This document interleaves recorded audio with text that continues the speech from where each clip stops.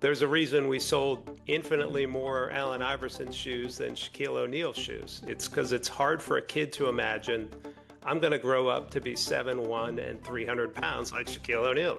But Allen Iverson's barely 6 feet. I mean, when I stood next to him, I could look at him eye to eye. There's a psychological, hey, I can aspire to be this person. I can aspire to play like this person. And that has to be there too.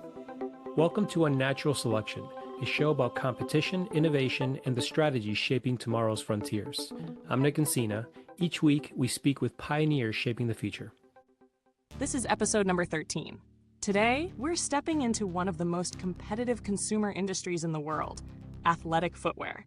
It's a space where technology moves fast, culture shifts constantly, and products succeed or fail in moments. In this episode, we explore what it really takes to build products that last, why performance alone isn't enough, and how engineering, belief, and story have to move together. Our guest is Bill McInnis. Bill McInnis is an award-winning innovator in the footwear industry.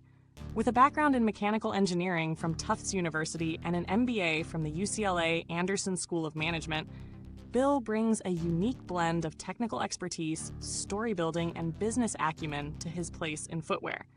Bill spent over 2 decades at Reebok, where he held various leadership positions, including Vice President of Reebok Future and Vice President of Running. He led the teams that created EasyTone, ZigTech, and RealFlex, all of which became multi-million pair commercial programs. He spearheaded innovative projects such as the Liquid Factory, a manufacturing process utilizing robotics and liquid materials to create shoes without traditional molds, and the Cotton Plus Corn initiative, which focused on producing footwear from plant-based materials. As VP of Product at Keen, Bill headed up all product, design, and development, and led the effort to create new, more athletic footwear models for the brand. Before entering the footwear industry, Bill worked as an Air Force captain with NASA in satellite launch operations on the United States Space Shuttle program. Bill now works as an innovation consultant in the footwear and outdoor industries, working with everything from startups to Fortune 500 brands. Bill is married with 2 daughters, and his hobbies include playing ice hockey, writing, drawing, and painting. Let's go. Bill, thank you for being on Unnatural Selection. Thanks for having me, Nick. It's great to be here. I enjoyed the podcast. Thank you. I always start with the same question, just to set context and level set. So, Bill, could you please describe in simple terms what business you're in and what was your role within that business? So I'm basically in the athletic footwear business, a fancier way of saying sneakers, and I lead innovation teams within that. That's kind of my sweet spot. And an innovation team is basically comprised of designers, developers / engineers, as well as a product marketing aspect as well. So then the idea is to package that all together and deliver both the product, which is the obvious output, and the accompanying story that goes with it that kind of completes the package. From the outside looking in, I don't know anything about the footwear industry, but one of the things that I notice is that innovation happens at lightning speeds, right? You're putting out new models and new lines of shoes essentially every year, and presumably that's also with some market research on top of that as well to understand what the trends are, what your buyers' interests are. There's very little time between identifying where the market is going to putting it into words, to designing, to testing it, to building it and launching it, right? And so with new designs, again, hitting the market year after year, could you walk us through what the process looks like from concept to launch and how you balance the pressures of innovation, market trends, and the tight timelines to launch a product that will resonate with millions of people? So great question. To begin with, different companies are set up a little differently. So your bigger companies, your Nike, your Adidas, Reebok back in the day as well, you have a separate innovation team that's allowed to have a little more time to your point. It moves really, really quickly. There's 2 main seasons every single year. You have a spring, summer season and a fall, winter season. that's really what the inline group does day in and day out. And they have an 18-month calendar, essentially from the initial product brief to delivered shoes on the shelf at marketplace that they work with. The innovation team typically starts a year or 2 years prior to that 18-month calendar. And so the idea is to link those two dates up so that you have a proven and tested innovation at the beginning of that 18-month cycle. Now, the reality is that never works. It's always a lot messier than that. You're being forced to pull innovation faster than you want, or you come in midway through the inline cycle and you kind of have to kind of make decisions on the fly. But relative to other industries, yeah, it moves very, very quickly. The key, if you're going to do anything lasting, is it has to work, it has to function, it has to do what you say it's going to do. And that's why typically you have an innovation team that has a little more time than the regular sort of ins and outs of business. Interesting. And is there room for pivoting? So let's say you see, or maybe this doesn't happen all that often, but let's say halfway through the cycle, you see some amazing new opportunity. Is there enough wiggle room for you to course correct and say like, oh, we really need to seize on that, or then do you just punt that for the next year? Uh, yes and no. So you have more than one innovation project going at any given time, obviously. So you have a couple different discrete teams who are all working on their own projects. As far as pivoting, we have had things where we get the product into testing. We think it's a cushioning story, and it turns out to be an efficiency story instead, and then everything has to shift, and you'll tweak the product to kind of lean more into that kind of energy efficiency story. You'll tweak the story, you'll tweak the aesthetics of the product. So yeah, again, there's happy accidents. Reebok basically was exploded on a happy accident. So the initial when you think of a classic Reebok product, you think of that white leather shoe your parents might have had back in the day with a little window box on the side.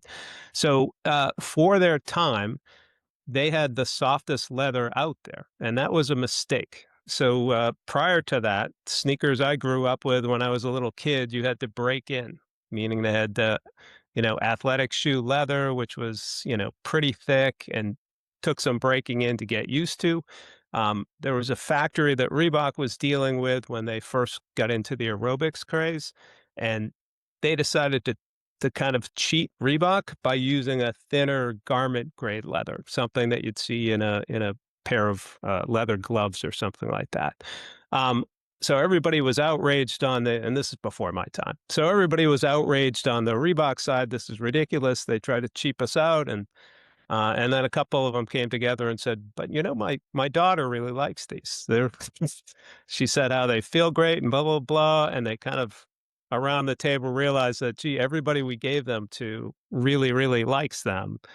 Maybe we're onto something here, and that was really the birth of what everybody knows as the modern Reebok. The roots go back, 100 years or so to England, but that's when the brand really really took off. And the point of difference was that garment grade leather that was cheaper than the regular leather.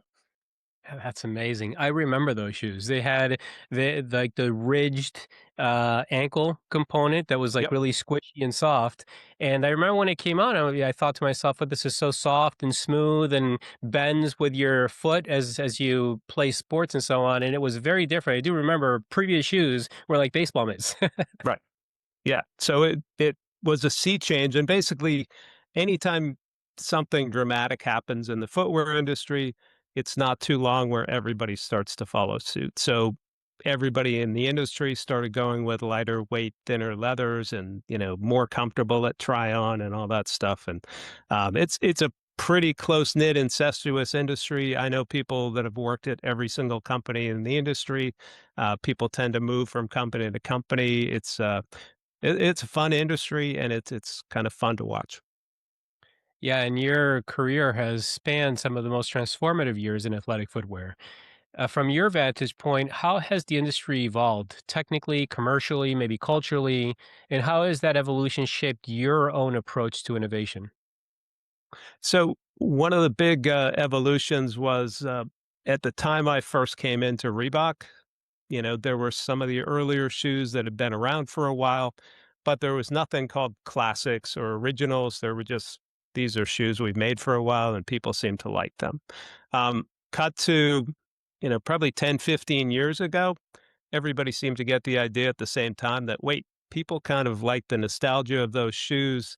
For Reebok, it's the classic leather and the Club C and, shoes you'd recognize like you just described. For Adidas, it's the Stan Smith and things like that. For Nike, it's the Air Force One and the Cortez. And so everybody that was around during that time has some of these original products that essentially keep the lights on for everybody in the entire industry. Because if you're just spinning colorways of existing styles, you're making money and it's easy. You're not spending a lot on design and development or extra work. You're just doing colors and materials and spinning them out. And that allows you to spend a lot more and time and money on the innovation side. And that's what we've seen over the last several years. And the biggest kind of jump recently has been the introduction of these new super foams like P-backs from a company called Arkema. We actually were the first ones to have that at Reebok, but it wasn't the right brand to introduce it to the market. We weren't big enough in running at that point. Nike came around after that and blew us out of the park with a better story, using it in a different way. So that super foam plus carbon fiber plates led to proof points in marathoning and distance running, where you could actually show somebody running a better time using this footwear versus that footwear. So that's been a huge leap recently. As far as, over the years, there's just been countless new versions of foam, new ways to put it together, new mechanical systems under the foot, new combinations of foam and mechanical systems. If you look at a brand like On, for instance, they've taken foam and molded it into a mechanical shape. And in doing that, it's kind of a 2-for-1. So the mechanical shape has some aspect in cushioning and energy return, and the foam itself does as well. So those are kind of the big shifts recently. You mentioned something in there that the industry, obviously, it's a small universe of players, and they all copy from each other. Somebody comes up with an idea, they all do that. So when ideas are so easy to copy, how do you differentiate the brand? Reebok doesn't have the same feel or presentation as Nike or as Adidas. They all differentiate as New Balance. Like they're all out there, kind of. They all have a different demographic, maybe a different culture that stands behind it. So, what's the approach then for Reebok to compete in those spaces versus just being a coin flip? What people get, which is not the case. People, from my understanding, there's a lot of brand loyalty from customers. They either like the Reeboks or they like the Adidas or they like the Nikes. I could be wrong, but then how do you differentiate when it's so easy to rip off ideas?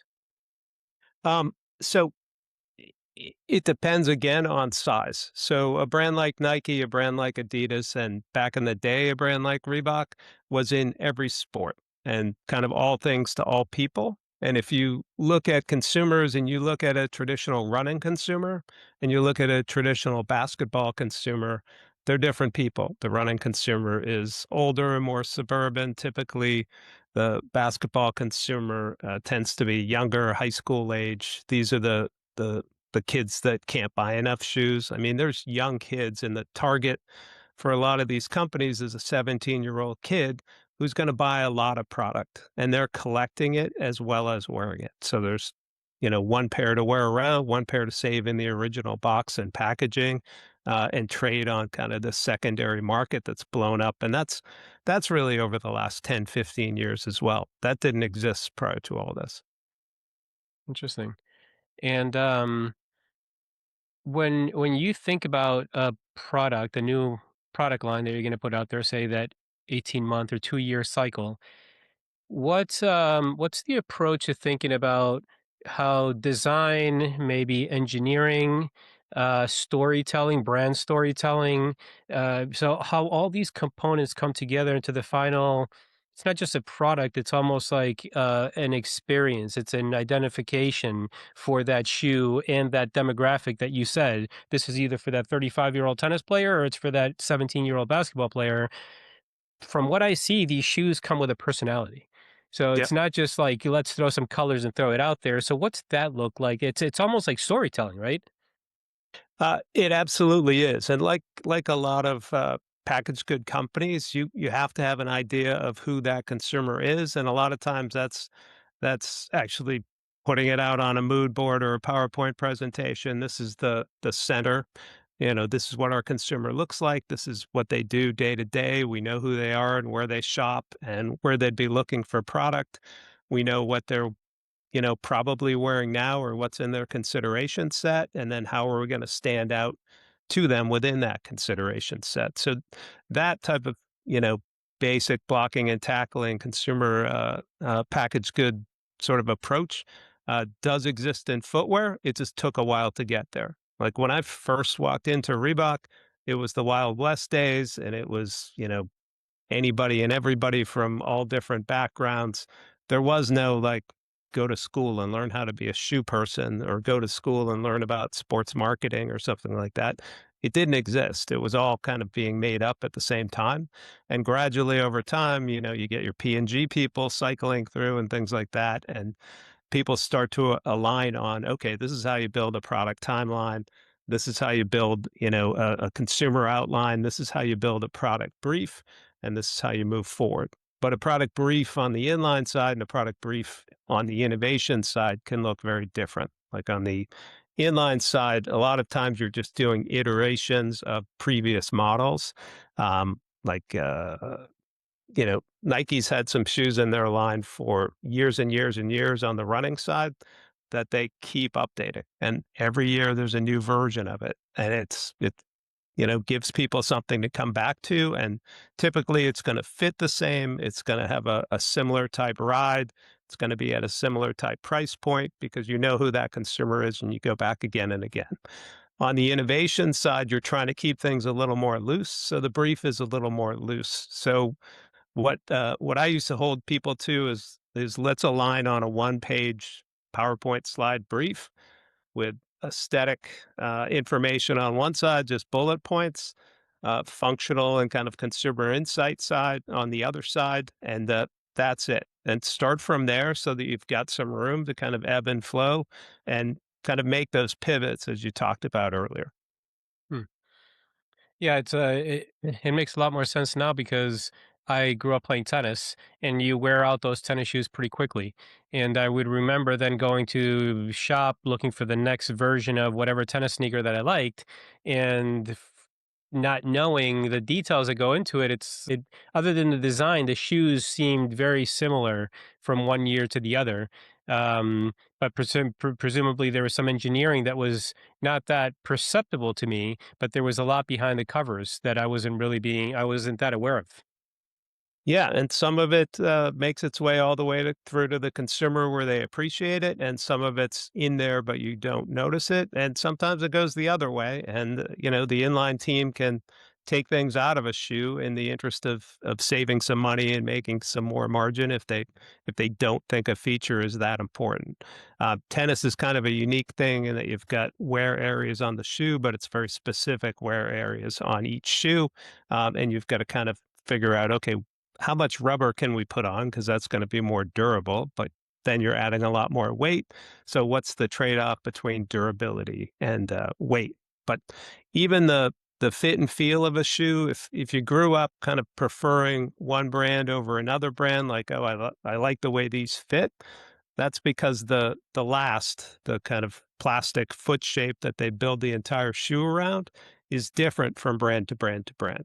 So they all have a kind of, and it varies within sport and even within those sports as well. Like what the shape of the forefoot is, what the shape of the heel is, what the drop is inside the shoe.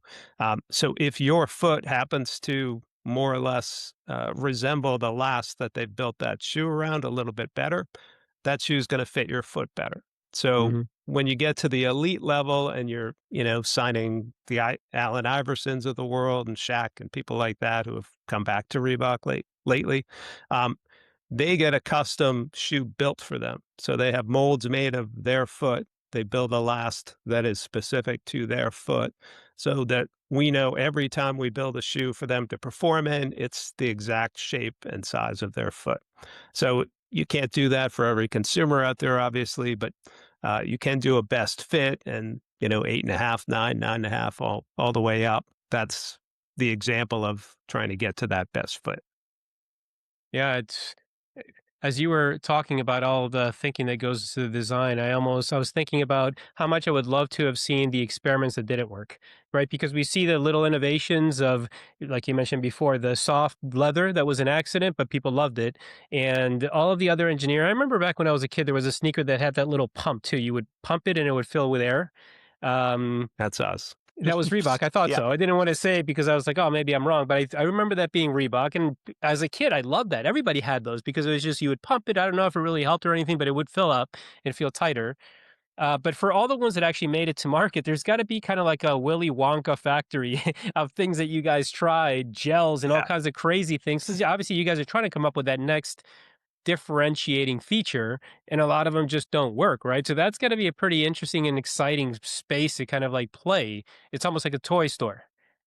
It is. We actually had in our conference room what we called our wall of shame, and that was where we put things. And you might have spent a year or 2 or even 3 years on it, and you know what? It never took off. It never launched. We couldn't get people excited enough about it, and eventually it takes its shelf on that wall of shame. And it was a bigger wall than I would care to admit. And there's plenty of variations of the pump that you mentioned on there.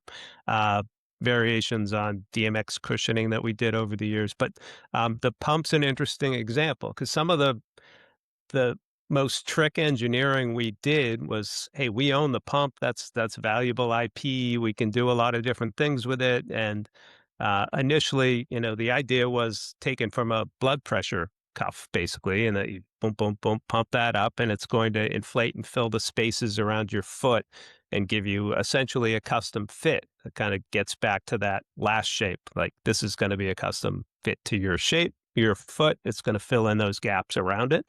So then we started thinking, well, what else can we do with that? And one of the ones we came up with was something we called Pump 2.0, where we took that pump ball and instead of on the tongue where you saw it, we put it under your heel inside the shoe so that every time you took a step, you're actually pumping up the shoe around your foot. So you put the shoe Oh, on fairly loose, walked around the room and it filled in and without laces or anything automatically fit to your foot. And then we had to, design valves for that would bleed off at a certain pressure so it wouldn't keep inflating over time. It would kind of stay comfortable.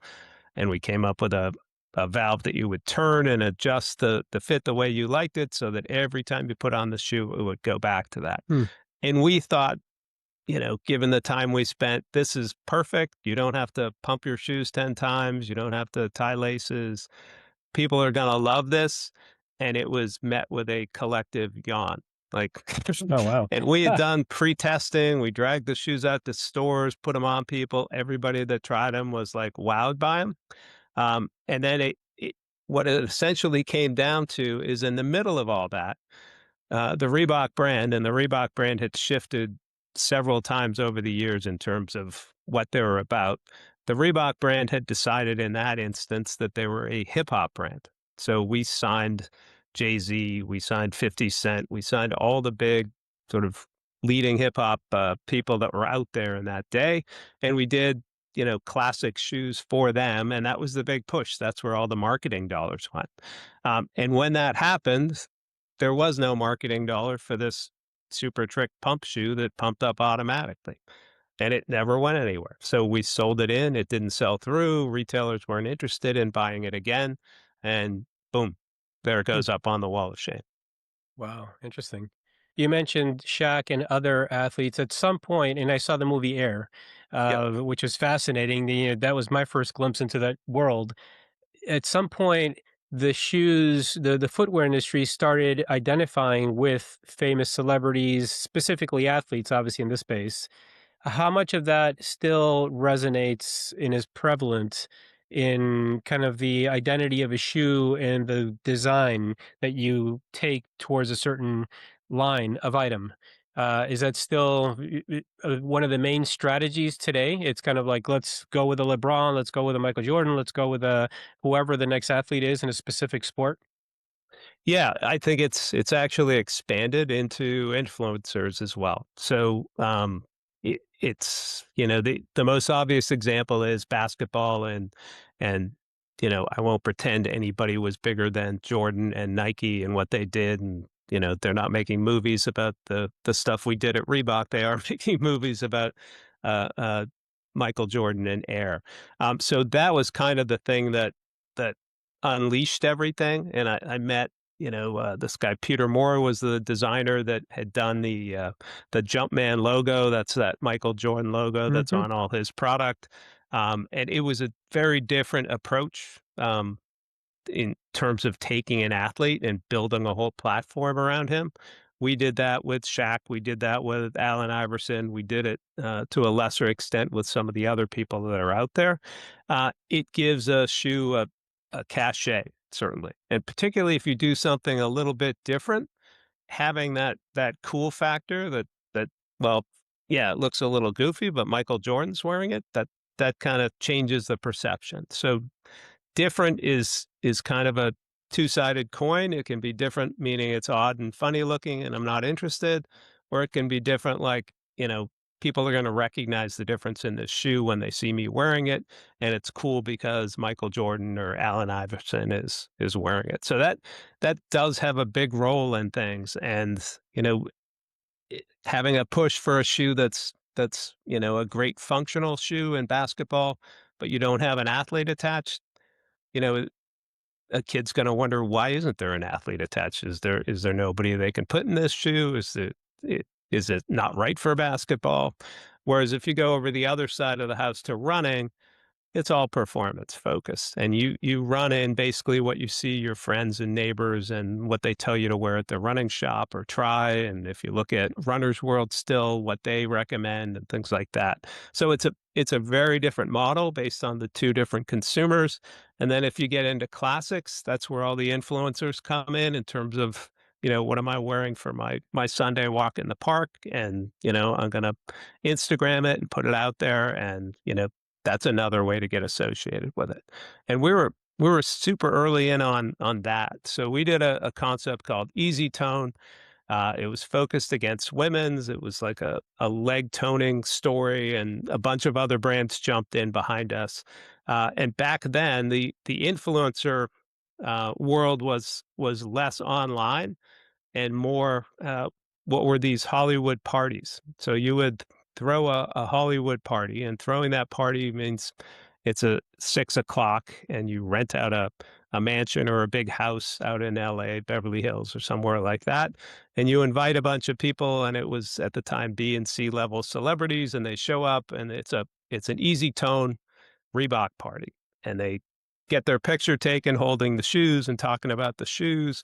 And we actually had uh, all four Kardashians at that party before anybody had heard of anybody except Kim Kardashian, Hmm. including me. I was like, well, who are the others? And it was like, well, the mother insists that they all be here. And we kind of saw the ground floor of, brilliant woman, Chris Jenner, kind of saying, no, this is how it's going to work. They're all going to be involved. They're all part of the story, and Kim's going to be the star.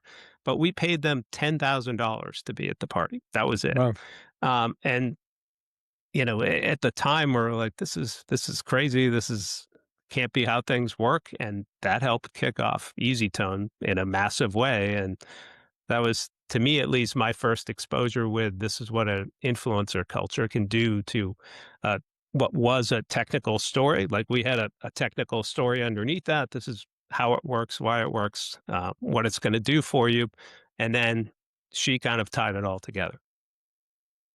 Yeah, it's interesting how much psychology goes into this because my experiences with I mentioned I play tennis, and when you're looking for that new racket, there's inevitably the question of, well, which racket is the one that Federer uses, or which racket is the one that Nadal uses, and or sneakers or other gear, and I never thought about it much, but I guess in a way as a consumer, it helps you narrow down things, right? You get it on the one perspective, you idolize these people. So if you're a little kid and you idolize Federer, you're like, well, I'm obviously going to go for the Federer racket. If you're a little bit more advanced, you think to yourself, well, is my game more like Federer or more like Nadal? Because presumably these pros and their teams have thought a lot about what gear makes sense for their type of game. And if my game is more like that person's, then I'll likely be better off with equipment like that. And so I would imagine that there's similar type of reasoning that happens in consumers for shoes. Number one is, do I love Michael Jordan or do I love LeBron or whoever else? Is my game maybe more like this person, that person? And then if the shoe fits, then go with it. Um, and like you said before, there's also that cool factor too. Like I have that Michael Jordan shoe. So it's amazing how much there's obviously on the design and the engineering, but equally so on the cultural and the psychological component of fitting a person with a shoe. Yeah, and it's not just fame. It's, to your point, who you aspire to be. So there's a reason we sold infinitely more Allen Iverson shoes than Shaquille O'Neal shoes. It's because it's hard for a kid to imagine, I'm going to grow up to be 7'1" and 300 pounds like Shaquille O'Neal. It's pretty rare.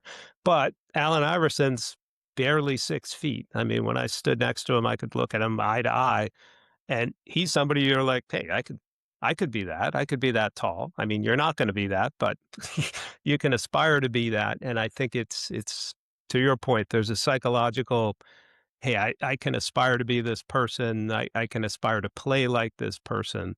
And that has to be there too. Yeah. And the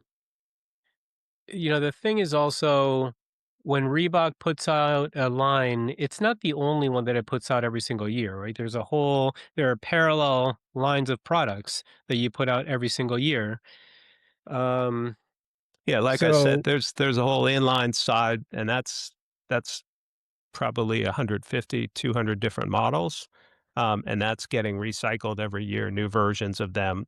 Not every shoe every season, but you're constantly kind of recycling those, and then innovation is separate from that. is there ever competition between these internal lines for resources, funding, attention from executives?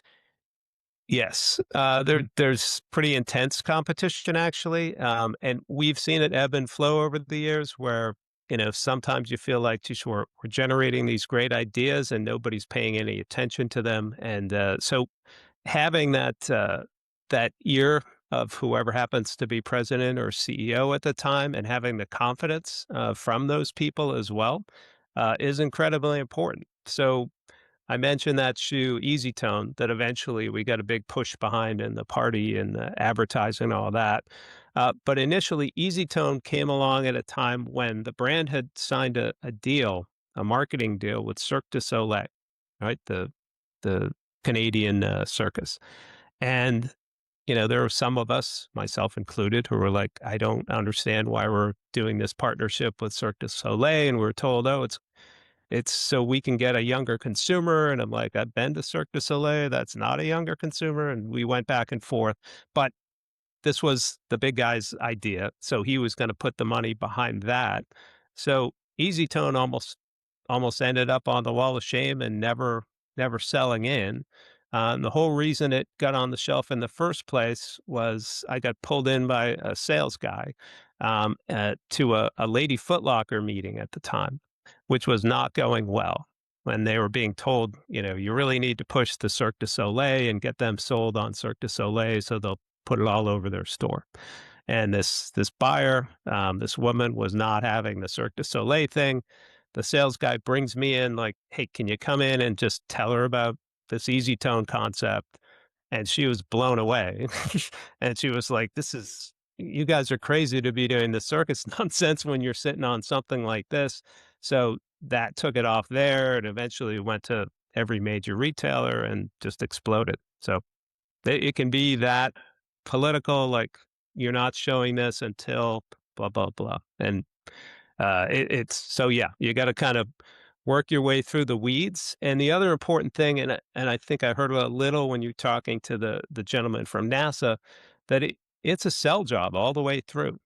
From the first brief, at some point you're getting with senior management and saying, this is what we're working on. And at that point, you can just kind of tell them the story and what you think it's going to do and how it's going to work and who the consumer is, et cetera. And then along the way, you have, check-ins where you're showing prototypes, you're showing early ideas on how to package it, name it, talk about it, what the story is. And that storytelling is critical to me, I think, because it helps you kind of build it along the way rather than throw it over the wall at the end. And to me, that's the worst thing that can happen. A group works on a product, they figure out the ins and outs of it, and at the end, they throw it over the wall to marketing or advertising, and they get the shoe and kind of look at what it looks like and take a guess at, this is how we should talk about it. Things can get disconnected. If you're building the story, it's almost like a stand-up comic working on their material. They don't write it down once and go, there, that's done. That's my routine. They test it out. What joke works? What doesn't work? You do the same thing with the story. Like what resonates with people? What makes them pay attention? What seems to put them to sleep? And so by the time you get to the end and that final sell in, where you've got the senior management, you know what the story is and you know what hits and what doesn't hit, and you go through that. And once you get past that, we used to bring Foot Locker, Finish Line, Foot Action into Reebok where we'd show them an innovation room. And the innovation room was just a tricked out conference room, you know, blacked out with lights from above and shoes in glass boxes and things like that, and would tell them the story of, hey, here's what's coming. And it had kind of a double effect. One was they felt part of what you were working on because you allowed them to give some feedback before they were going to put pen to paper. And the other thing is they felt they were in on something. Like we'd have them sign a non-disclosure when they walked in. You can't tell any of the other brands what we're working on and blah, blah, blah. And so by the time it came to put pen to paper, they'd seen that product. They'd heard that story. They felt like they helped build that story. And they were like, okay, let's go. This is what we all talked about. So it was a way to use the innovation room and storytelling as a way to kind of bring that buyer in closer to you, because you're selling all the way up to the consumer on the shelf. And that's you had talked earlier about, the look of the shoe and how it feels, and that's critical too. So once you cement in, this is what we're trying to do functionally. Well, what should the shoe look like based on who that consumer is, and color, materials, everything goes into that.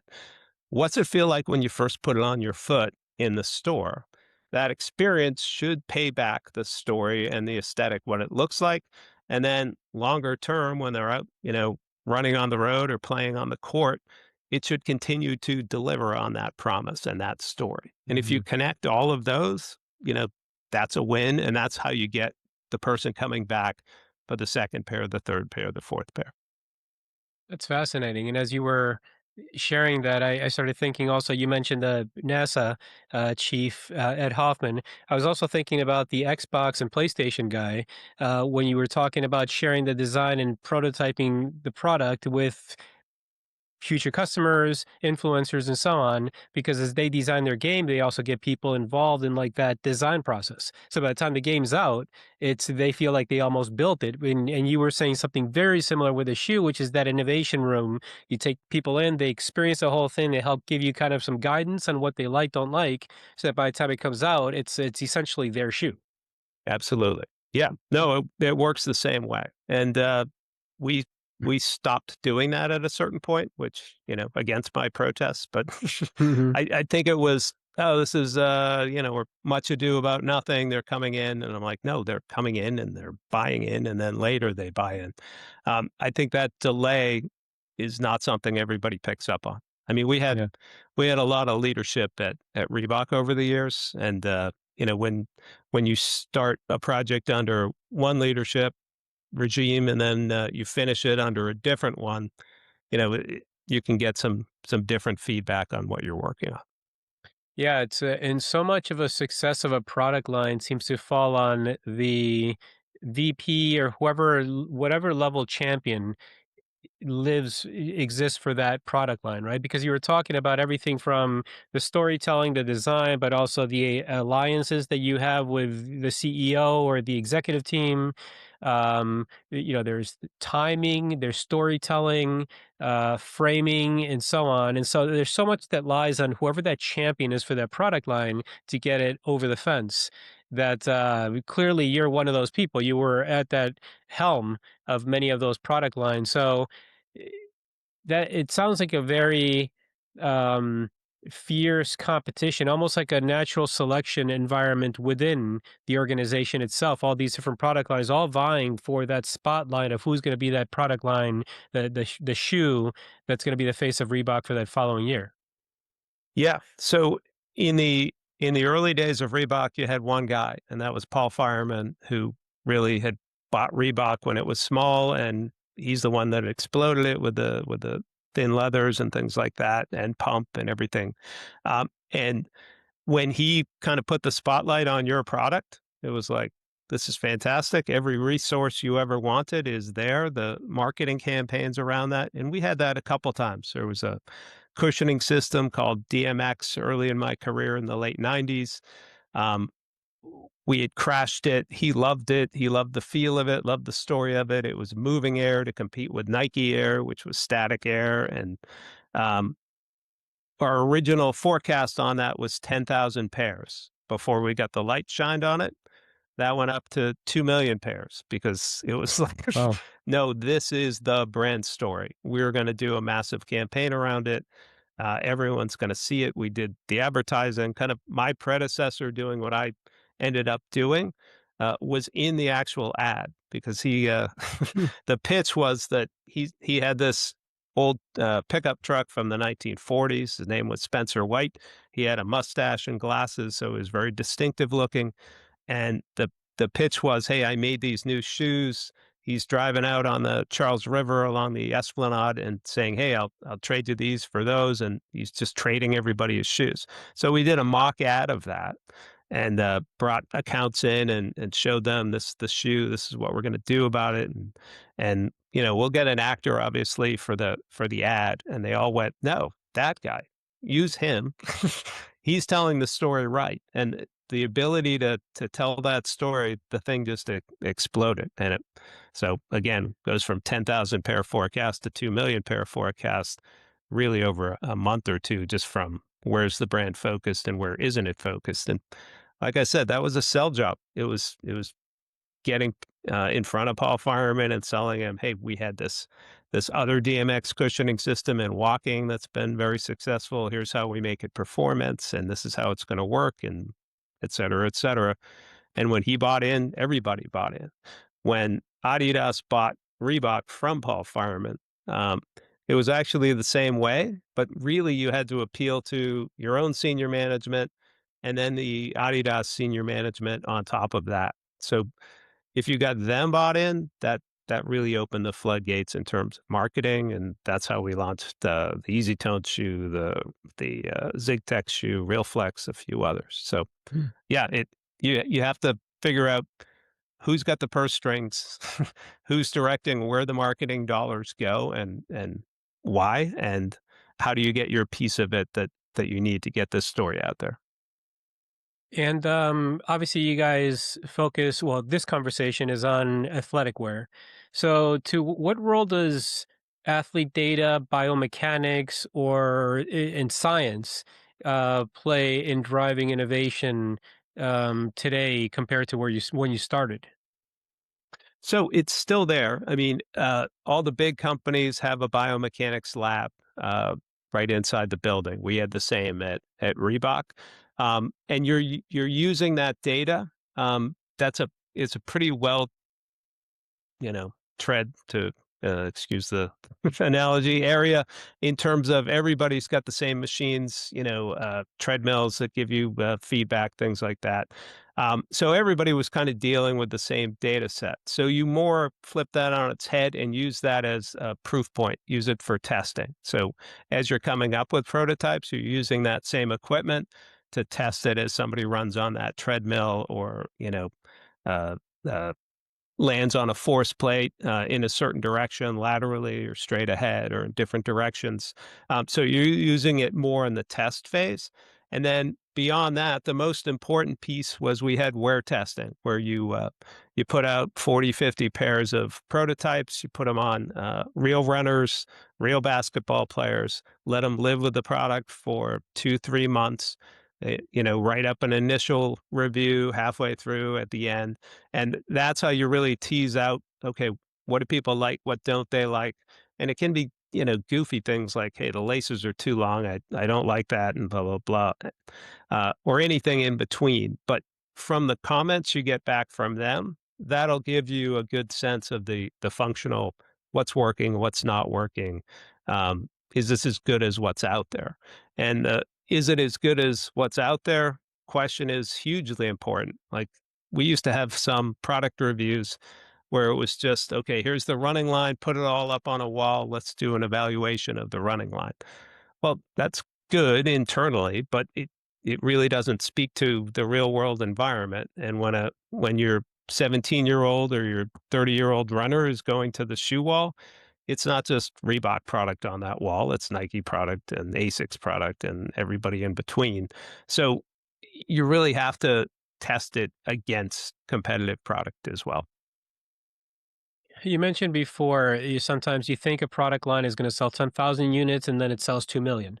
You've been in the industry long enough that do you develop an eye for a product line that you just know you have a gut instinct that says this one is going to be a hit versus one that doesn't? Or are you kind of surprised every time that you ship something? How much of that can you predict beforehand based on some X factors that, or maybe some very well defined criteria? But again, as you design something, how much can you I guess there's what I'm getting to is there's an element of forecasting how much you're going to sell. This is going to sell 10,000, it's going to sell a million, it's going to sell 2 million. What are the kind of criteria that go into estimating that amount? And I'm sure part of it is, well, we're selling to high school, so there's X number of 17-year-olds in the country, but then you also have to penetrate that market. And so what goes into forecasting how much a given product line is going to sell? So in the case of that shoe that went from 10,000 to 2 million, well, they took a pretty simple path of, well, the last time we did a $110 running shoe, which was expensive back then, um, we did, 8, 10,000 pairs. And, why would we feel any differently? Reebok can't sell above $90 at the time. So that's part of where that came from. And it was it's not going to have marketing or anything like that. So we think it's going to be this big.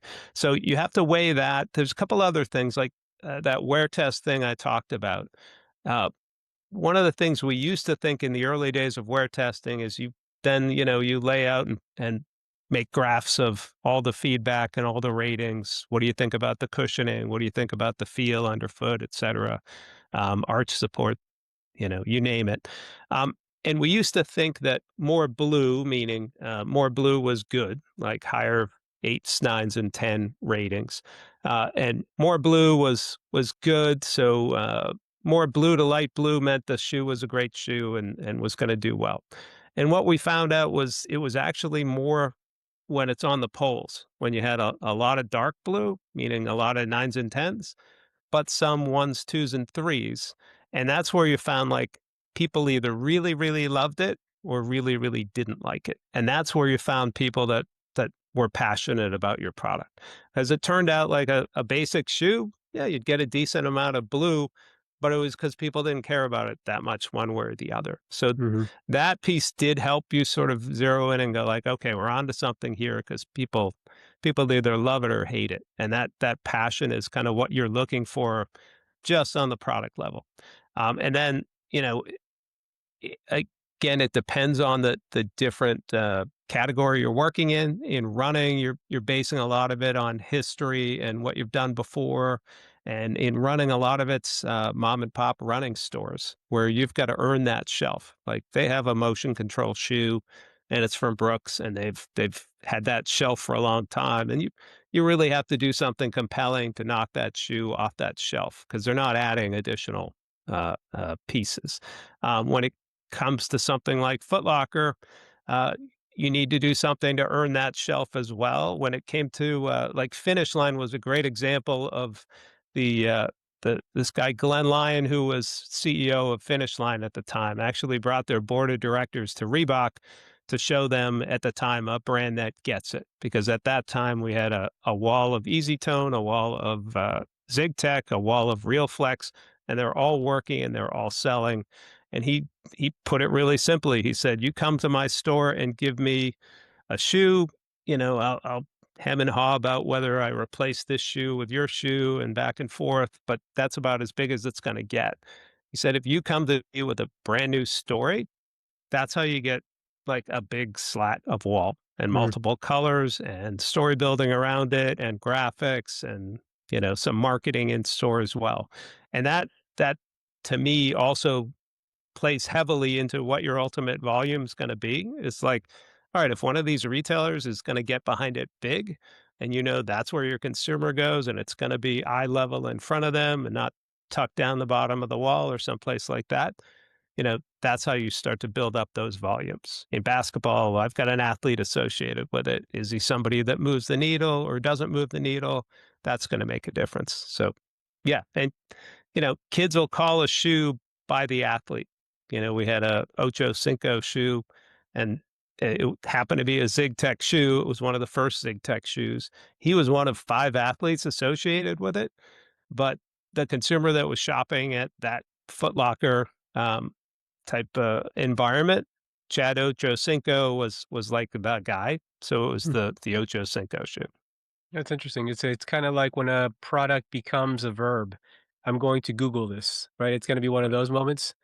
So in the last few minutes that we have, just 2 more questions. I guess if you were to design a startup footwear brand today from scratch, where would you begin? Where do you think that there's an opportunity for a new line or a new company in the space? Or is there one? Can you break through the Reeboks and Nikes and Adidas?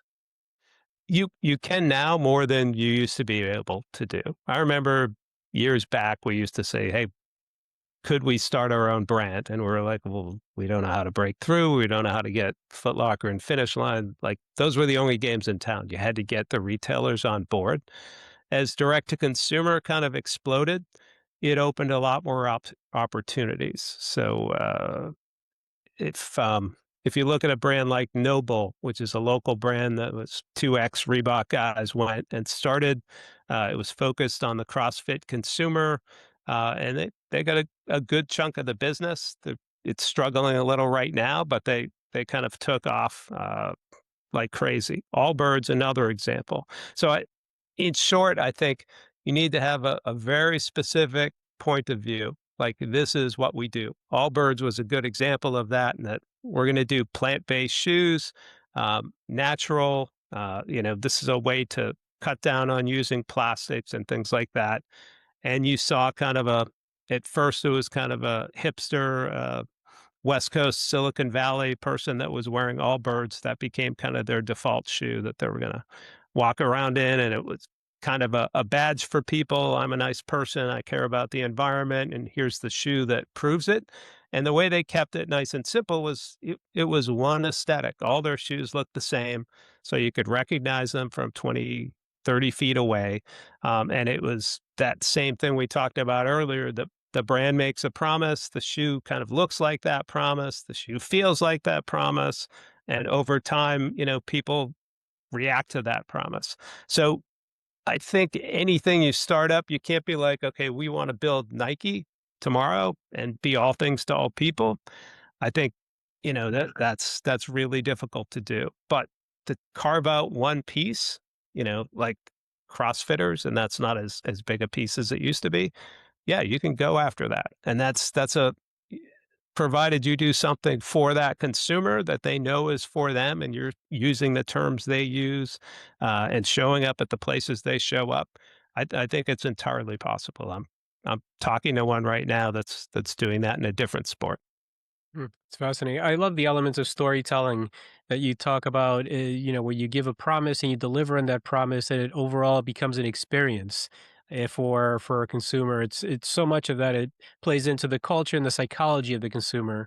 So, as a final question, Bill, if I could ask you, um, obviously the athletic footwear industry is not going anywhere. It's only growing and becoming more fierce. So if you could give one piece of advice or some advice to future innovators in this field, whether it be for Reebok or Nike, anybody in this field, what kind of advice would you give them as we look at the future of this industry over the next, 5 or 10 years? Well, I think number one, it helps to be passionate about footwear and sports, particularly if you're on the sports side of things. You'll just get your lunch eaten if you don't care about that stuff, just because everybody you're competing with is living that all day and all night, and it's passion driven. It's not have to, it's want to, and it's they're typically people who have been following this stuff since grade school and middle school, and they still are passionate about it. Um, so that's kind of square one. Square two is kind of find your niche. Like what's your part in this? What do you have to add? So not everybody's going to be a designer. That's a pretty specific skill set and an ability and a way of seeing things that some people are good at. Some people can develop it, but it's difficult and it's limited, and you need some educational background. And, that's typically what I'd recommend if you're going that route. Um, Marketing, same thing. That's storytelling. Storytelling, I do think, is universal. I prefer the term story building, like understand that your story that you first came up with is not written in stone. It's going to evolve over time. And for me, like I came into the industry out of business school and nobody's like, hey, put that guy on the innovation side. I think he's going to be great. So I started in cross training as like an associate manager. I did some time in strategy, which is where you put business school people. And then I kept kind of tending to, you know, lean over more and more into the innovation side of things. And to the point where, like, when I was first trying to do it, they were kind of, no, we don't need the MBA guy coming over here. We're fine on our own. We know what we're doing. So I kind of had to sell my way into that position and kind of show the value of adding some marketing and drawing everything together and adding some story building to that. But that takes time. It's not like anybody rockets to the top from the entry floor. It's taking your time, having that passion, and but it's an extremely fun industry. Tremendous people, and it's tremendous people really at every company you go to, because they're all kind of united in love of the same thing. They all love sports. They all love athletic footwear, and it's kind of unique in that aspect. I wish I loved finance, but it happened to be footwear. Sure, I'd be a lot richer. Well, Bill, thank you so much for being a part of this. This is a field that I know very little about, but I found this conversation to be so insightful, and at the same time, it's amazing the parallels across industries. I mean, we talked about things that whether you were at NASA or at Xbox or any number of different industries, the commonalities, even restaurants. It's about a story and about a promise that you're giving to every person that walks into that restaurant and delivering on that, from the foyer to the way that people treat you to all the way to the food that you get. And so there's so many parallels across these industries that I found as I was listening to a field that I know very little about. But thank you very much again. Thank you for your time. This was very insightful, and I hope to be able to do this with you sometime soon. You bet. Thanks very much for having me, Nick. That was Bill McInnis. Now, unnatural signals. This conversation reminds us that products compete emotionally before they compete technically. Here's what we're archiving. A product is a promise. It has to look and feel like the value it claims. Story building never stops. The narrative evolves alongside the technology. Niches beat universes. Survival comes from serving someone deeply, not everyone vaguely. This is how physical products stay alive in cultural ecosystems. Thanks for listening to Unnatural Selection. If you enjoyed the episode, subscribe, leave a review, and share it with someone shaping the future. Explore more at unnaturalselection.net and connect with us on LinkedIn and Facebook. Until next time, keep evolving.